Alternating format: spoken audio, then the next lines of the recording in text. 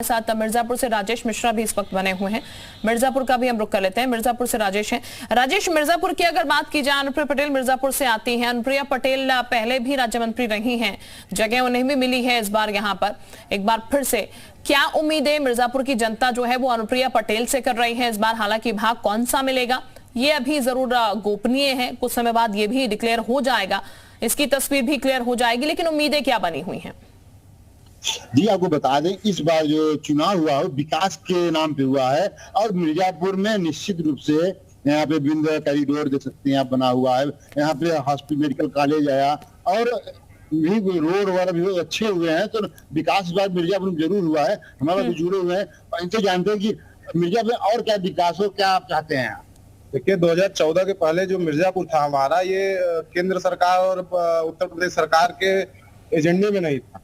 यहाँ पे ऐलान होते थे, शिलान्यास के नाम पे दुकानें चलती थी, लेकिन जब से आदरणीय अनुप्रिया पटेल जी यहाँ की सांसद बनी है तब से जनपद में एक से एक ऐतिहासिक विकास के कार्य हुए। उसका एक कारण और माना जाता है कि हमारे बहन जी को जो है उनकी कार्य क्षमता के अनुसार जो है केंद्र सरकार में मंत्रिमंडल में शामिल किया गया और अपना जो है उनको मंत्रिमंडल में शामिल किया गया है। ये जो है न सिर्फ यहाँ पे आप क्या चाहते हैं, क्या और क्या विकास हो? हम यहाँ ये चाहते हैं कि यहाँ कोई उद्योग, बड़ा उद्योग लगे, जैसे कि यहाँ के लोकल स्थानीय लोगों को मिले, रोजगार मिले है, और सिंचाई का भी खासतौर से हमारे यहाँ क्षेत्र बहुत पिछड़ा हुआ है। आप क्या कहना चाहेंगे? क्या यहाँ पे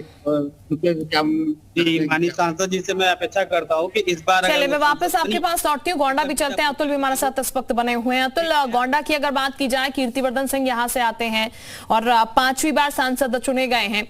जाहिर है जब स्टेट से कोई मिनिस्टर सेंटर में पहुंचता है तो काफी उम्मीदें बढ़ जाती हैं और इसका बेनिफिट जो है वो सीधे तौर पर मिलता है, जो भी भाग मिलता है राज्य में उसको लेकर काफी ज्यादा वर्क जो है वो किया जाता है। क्या उम्मीदें यहाँ पर लोगों को बनी हुई है कीर्तिवर्धन सिंह से?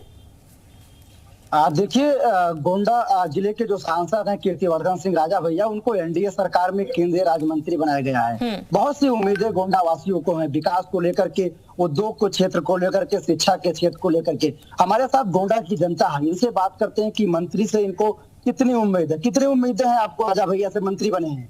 माननीय राजा भैया से बहुत बड़ी उम्मीदें हैं। सांसद रहते हुए उन्होंने क्षेत्र का चौमुखी विकास किया है, चाहे वो ओवरब्रिज का निर्माण हो या जो है अंडरपास का निर्माण हो। और माननीय सांसद जी ने सांसद रहते हुए गोंडा में सड़कों का जाल बिछाया है। मंत्री के रूप में गोंडा ही नहीं समूचे देवीपाटन मंडल का चौमुखी विकास होगा। रही बात गोंडा का, गोंडा में जो जनहित की समस्याएं हैं, चाहे वो रिंग रोड हो या अन्य समस्याएं, चाहे शिक्षा हो, चाहे स्वास्थ्य हो, सभी क्षेत्रों में माननीय मंत्री जी से उम्मीद है कि वो गोंडा। आपको कितनी उम्मीद है मंत्री बने हैं गोंडा के विकास को लेकर? बहुत उम्मीद है। माननीय सांसद जी सांसद रहते हुए गोंडा का बहुत विकास किया है। आपने भी देखा होगा जो 1-2 ओवरब्रिज बच गई है, जैसे सुभाषपुर की ओवरब्रिज है, मनिकापुर की ओवरब्रिज है, नवाबगंज की ओवरब्रिज है। आप लखनऊ से आते हैं, 2-2 ओवरब्रिज रास्ते में पड़ता है, उसको निर्माण कराएंगे। आप महिला है, आपको क्या उम्मीद है, कितना विकास महिलाओं के लिए गोंडा में होना चाहिए? महिलाओं का विकास जो है हमारे ही भारतीय जनता पार्टी के प्रधानमंत्री नरेंद्र मोदी जी द्वारा ही हुआ है। आज 10 साल से हम महिलाएं जो हैं उन्हीं के कार्यकाल में स्वतंत्र हैं, आजाद हैं, और उन्हीं के कार्यकाल में हम लोग जो है एकदम फ्रीडम मौजूद करके, मतलब महसूस करके फिर हम लोग काम कर रहे हैं। आपको कितनी उम्मीद है अपने केंद्रीय राज्य मंत्री से, क्या विकास करते हैं गोंडा में? माननीय सांसद राजा भैया से उम्मीद नहीं, विश्वास है कि गोंडा और गोंडा जिला और देवीपाटन मंडल में विकास की गंगा बहा देंगे और जो विकास आज तक नहीं हुआ है वो विकास पूरा होगा, कोई काम बचेगा नहीं। मानिए, आपको क्या उम्मीद है, क्या उद्योग के क्षेत्र में अच्छे कार्य होने चाहिए? कुछ अच्छे कार्य होंगे, धीरे धीरे अच्छे कार्य भी होंगे। मंत्री जी बन चुके हैं मंत्री, और हमारे यहाँ सबसे बड़ी एक समस्या वो की थी कि यहाँ पे वो यूनिवर्सिटी की मांग हुई थी। हो सकता है कि माननीय सांसद जी, माननीय मंत्री जी उस चीज को पूरा। चलिए, उम्मीदें जो हैं वो बरकरार है यहाँ पर लोगों की, और देखिए लोग अपनी उम्मीदें बता रहे हैं क्योंकि जाहिर है उनके क्षेत्र से अगर कोई प्रतिनिधित्व कर रहा है, इस तरीके से सेंटर में पहुंच रहा है और राज्य मंत्री भी बनाया जा रहा है, तो लोगों की उम्मीदें जो है वो बढ़ जाती हैं। बागपत से कुलदीप भी हमारे साथ जुड़ चुके हैं इस वक्त। कुलदीप, बात की जाए बागपत की तो जयंत चौधरी को इस बार मौका मिला है, ऐसे में ये समुदाय की खासकर बात की जाए तो यहाँ पर लोग उत्साहित तो जाहिर तौर पर होंगे ही क्योंकि उन्हें सेंटर में जगह मिली है यहाँ पर, लेकिन अब उम्मीद क्या कुछ है बागपत को लेकर लोगों की? बिल्कुल शिल्पा, देखें बता दूं कि चौधरी परिवार के वारिस और भूतपूर्व प्रधानमंत्री चौधरी चरण सिंह के पोते जयंत चौधरी को पहली बार मंत्री बनाया गया है। और जैसे ही उन्हें मंत्री बनाया गया तो बागपत जिले में, क्योंकि बागपत जिला चौधरी साहब की कर्मस्थली रहा है, तो यहाँ पर काफी खुशियां मनाई गई। और अभी हमारे साथ जो लोग खड़े हैं तमाम वर्ग से हैं, किसान भी है, चौधरी परिवार से भी हैं, तो इनसे हम बात करेंगे कि ये क्या चाहते हैं इन्हें, क्योंकि इस बार जो जयंत चौधरी को मंत्री बनाया गया है तो क्या उम्मीदें हैं, क्या चाहते हैं यहाँ के लोग। हमारे साथ हैं, इनसे बात करें। क्या नाम है जी आपका? मैं doctor Yogesh Jindal, industry state welfare association जिला अध्यक्ष हूँ। जयंत जी को मंत्री बनाया गया, क्या कहेंगे? जयंत जी के मंत्री बनने से पूरे क्षेत्र में खुशी की लहर है, क्योंकि क्षेत्र के अंदर बहुत ज्यादा विकास की आवश्यकता है और पूरा उम्मीद नहीं, पूरा विश्वास है कि चौधरी जयंत के मंत्री बनने से पूरे क्षेत्र व्यापार बढ़ेंगे और हर चीज का विकास होगा। हमारे साथ और लोग भी हैं, इनसे जानेंगे। क्या नाम? अश्विनी तोमर। अश्विनी जी, जयंत चौधरी जी को मंत्री बनाया गया है, क्या उम्मीदें हैं, क्या चाहते हैं? पूरे क्षेत्र में खुशी की लहर है और ये जो विकास कार्य यहाँ चल रहे थे उन्हें गति मिलेगी और हमें पूरा उम्मीद है कि जो चाहे वो व्यापारी वर्ग हो, चाहे वो किसान हो या मजदूर हो, सबके लिए कार्य होंगे। तो जैसे जयंत जी पहले भी आवाज उठाते रहे, तो किसानों की बात करें तो क्या वो निरंतर उठाते रहेंगे, उनके लिए निरंतर संघर्ष किया और अब सरकार में रह के करेंगे और अब ज्यादा सार्थक होंगे, काफी फायदे होंगे। फायदे होंगे। हमारे साथ युवा भी हैं, इनसे जानेंगे कि युवाओं की क्या उम्मीद है, क्या चाहते हैं। मेरा नाम उत्सव है जी। जयंत चौधरी को मंत्री बनाया गया, क्या उम्मीदें हैं, क्या उम्मीद ये रखते हैं जी, क्षेत्र में विकास होगा जी और रोजगार में बढ़ोतरी होगी जी। तो युवाओं को भी काफी फायदा उम्मीदें हैं उनकी। हमारे साथ और लोग भी, इनसे जानेंगे। क्या? मैं Sunil Jain, industries association Baghpat chapter का चेयरमैन हूँ मैं, और हमें उम्मीद ये है कि जो जयंत चौधरी बने हैं हमारे क्षेत्र का विकास होगा। हमें ये उम्मीद है कि जो हमारी समस्याएं हैं उनका समाधान होगा। बिल्कुल, लोगों की जो समस्या है, क्षेत्र का विकास जो है, लोगों की इतनी ही उम्मीदें रहती है जब उनके क्षेत्र से कोई व्यक्ति जो है इतना आगे बढ़ता है और उसको मौका दिया जाता है, और जाहिर तौर पर होनी भी चाहिए। हमारे साथ इस वक्त और भी सहयोगी जुड़े हैं। बदायूं से अमित अग्रवाल हमारे साथ जुड़े हुए हैं। अमित का भी हम रुख कर लेते हैं।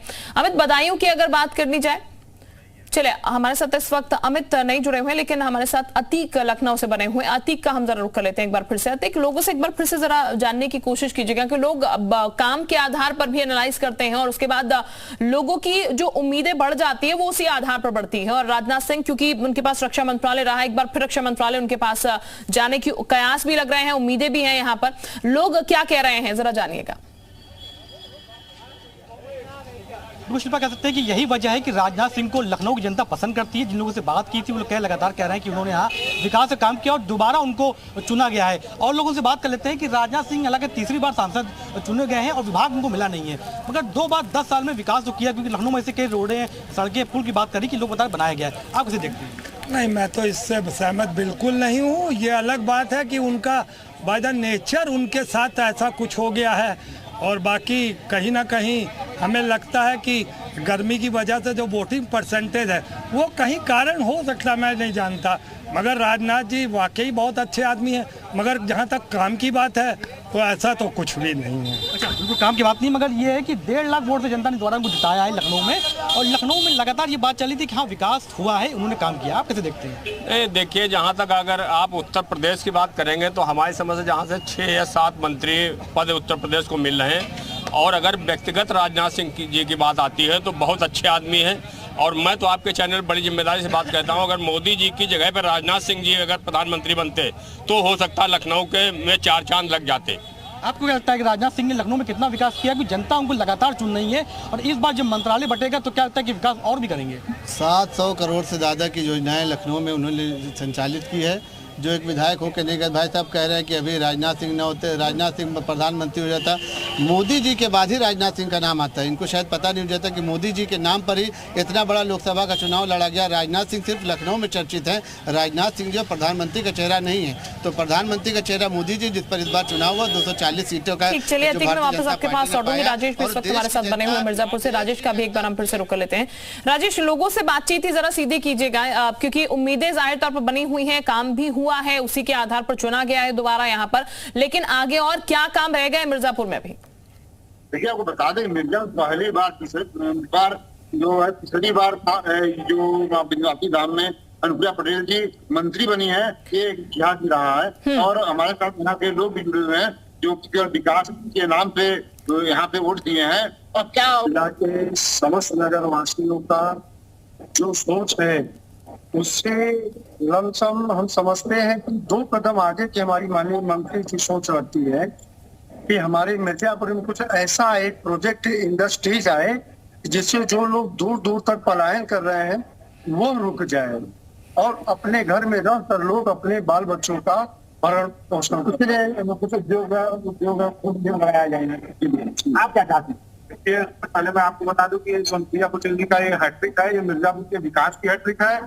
सरकार में रहते हुए सामाजिक न्याय और वंचित वर्गों की हक और अधिकार की लड़ाई लड़ने वाले सामाजिक न्याय की बुलंद आवाज की हैट्रिक है। और आपको बता दें कि इनका मंत्रिमंडल में पुनः शामिल होना मिर्जापुर के लाखों मतदाताओं की उन उम्मीदों को पूरा होने जैसा है, उनके विश्वास की जीत है।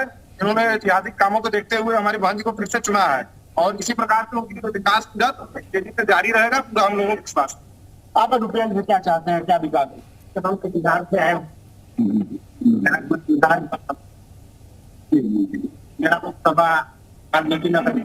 आप क्या चाहते हैं, क्या विकास? मैं ये चाहता हूँ कि अपने यहाँ मंडल में एक अच्छा सा कोई हॉस्पिटल वगैरह बन जाए, जिसके लोगों का ट्रीटमेंट अच्छे से हो जाए। जैसे कुछ ट्रीटमेंट ऐसे होते हैं जिसके लिए आदमी को बाहर जाना पड़ता है, जैसे कार्डियो का है ना, वो आपको मिर्जापुर भी चाहेंगे उपलब्ध हो। आप क्या चाहते हैं? ठीक राजेश, लोगों की उम्मीदें हैं और जाहिर तौर पर उम्मीदें पूरी भी होंगी, इसलिए लोगों ने चुना भी है यहाँ पर उन कैंडिडेट को जिनको मंत्रालय में अब जगह मिल रही है। हालांकि कौन कौन से मंत्रालय मिलते हैं, क्या विभाग मिलता है, ये जरूर देखना होगा। और जाहिर है जब भाग मिलेगा तो उत्तर प्रदेश में भी तरक्की होगी, क्योंकि सबसे ज्यादा मंत्री जो है उत्तर प्रदेश से ही पहुंचे हैं, तकरीबन 11 मंत्री। बहुत शुक्रिया आप सभी का तमाम जानकारी देने के, लोगों की बात पहुंचाने के लिए हम तक। वक्त एक बहुत छोटे से ब्रेक का।